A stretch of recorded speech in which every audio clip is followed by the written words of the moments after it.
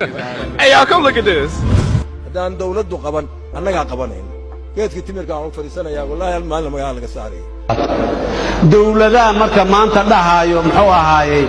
ترانسبيرنسي أجرو وناقة أجرو هرمر محن كورا الجاري فتنة كتلنا يعني لنا الدولة أساس كشقينا يو لعقت أي شيء يعني ومن سومالي وجدي يسمى سومالي وحتى يسمى waxaan ka afeefanayaa marka aan taariikhda iyo research ka hadlayno dad gaara uma jeedo urashada SSC ee khaatumo dawakaadiriintii kacaanka haddii la itaabto caliga ahay jir ahaan qarax qoota yiraahdaan magacaas horta magacaas markii la yiraahdo waa magaca ugu saameynta badan marka kuwa dhahaaya maaragtay cali dhagta u taagan oo hadduu xitaa banooni ciyaar waa arka sawirada la soo geliyey ninkii illa shub ninkii lugla shub ninkii gacan la shub dhaqaaji had ha cariirin ilaa way luglaa waa lagama rabo inta marka waxaan leenahay kafa mar ku joogsada meeshii علينا ستوب خط أحمر هاي أرنتا we never accept that never ever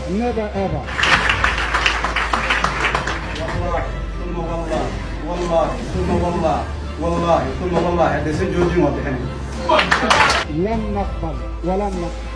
waxa dadka qaarkiis loola dhaqanayo cid noola timaado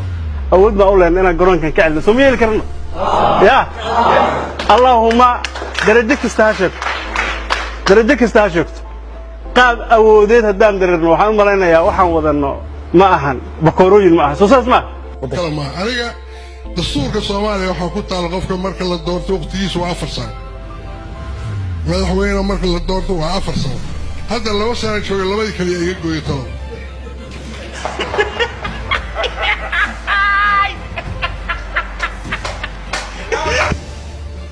dadkaas Soomaaliyeed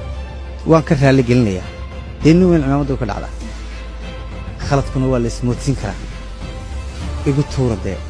marka hore ciidamada waa igu tuurteene igu tuura anigu siyaasad dambena kuma jiro ballan waxaan idinku qaadayaa meel kasta Soomaali joogto inaan idinku imaado waan idinka raali gelinayaa I love Muqdisho xalna waan siinay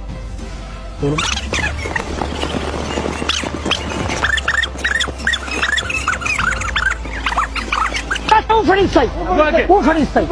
فرماته وفريستي فرماته وفريستي كرك على قتوله في كريوه شخصيا أردت أقول يا مرام واي فرماجة إيه أبريل نوعية ري أغسطس نوعية لا بكون اللي أنتم أنكم كم بيت كجري أبريل يا نوسو تقولي بس أنا صار عبد كرينو أرجع مركز الله أكبر waxaad tahay nin aad u aamusan laakiin nin aad u xigmad badan soma hadee ma runtaada marka dabeecadaan lagu eego oo cabdigiisaan adigu u taqaanid iyo sida dadku ku yaqaanaan way kala bedelan yihiin marka Kismaayo markaan soo galeynay waxaan wadanay meed iyo dhaawac nin marka Starbucks fadhiyo kafee cabay oo aan garanaynin waxa lala soo maray iyo waxa jiray inuu maanta ilaa wadanka oo dhan baan dib ugu celinaya waa ayaan dar dawlad yar baan ahay kursigaygaasaan haystaa meeshaan doonaan la mari heshiiskaan doonaan soo galaya meeshaan doonaan xoolo u doonanaya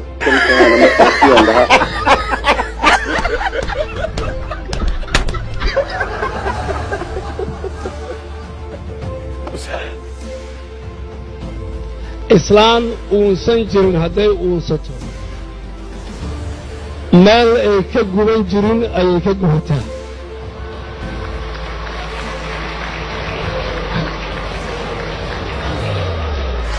waxaan runta u sheegayaa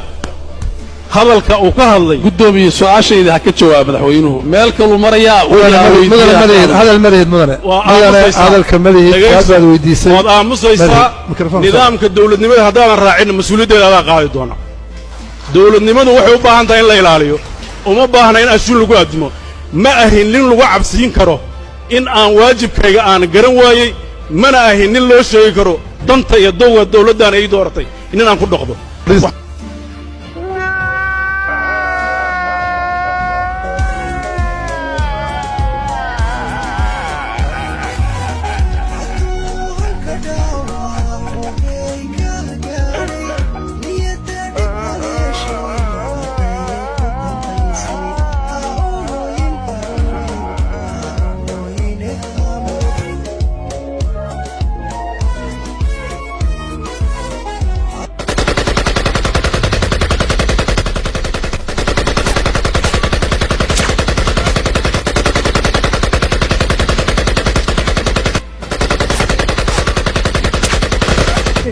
magaaladan 2009 dadkii joogay inta ka baxeen ay ceelasha biyaha tageen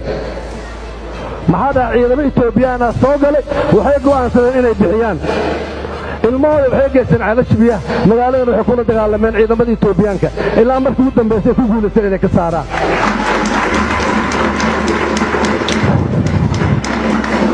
waxaan rabaa inaan u sheego madaxweynaha sharafta leh tiimkiisa dadkan weli ceelasha biyaha waa bannaanta waan aadi karaan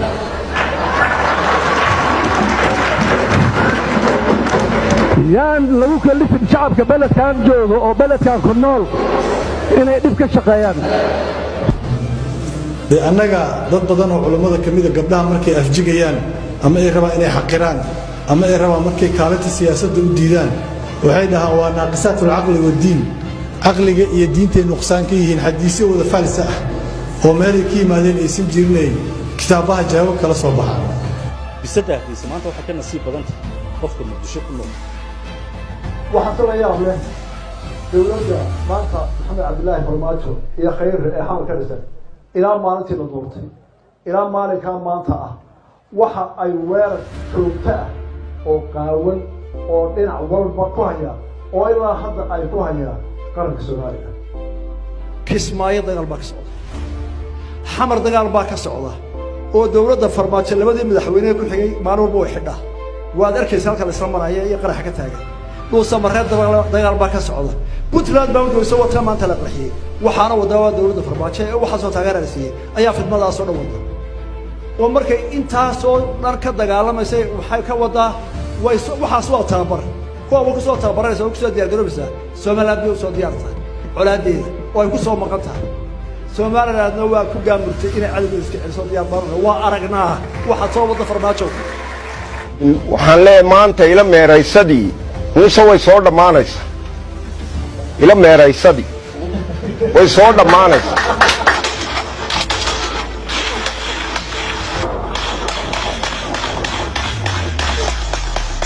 wafdi uu diray wasiirka wasaaradda warfaafinta Soomaaliland Salabaan Yuusuf Cali Koore oo hogaaminaya xildhibaan Xanad Xaashi Axmed iyo Mujaahid Faasiya ayaa gaaray dooxooyinka Gambadho ku habsaday ayaa aad u tiro badan waxaana goobta ayaa ka kicinay ciidamada Soomaaliland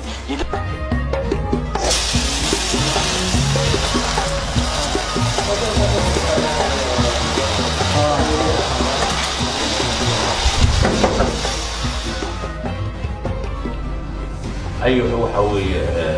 عالم كوالا قمنا Soomaalidu u baahan tahay maanta dambaysan caalamku waa laga qanaa marka ayuhu siisaba xunna hadda taanu waa xunna waan tajrubaynay hadda manama waan shiilnay sida manaha aad ku arkayseen baraha bulshada marka shiilana waa maxaan ku radaa waa ku qadaynay waan ku quraacnay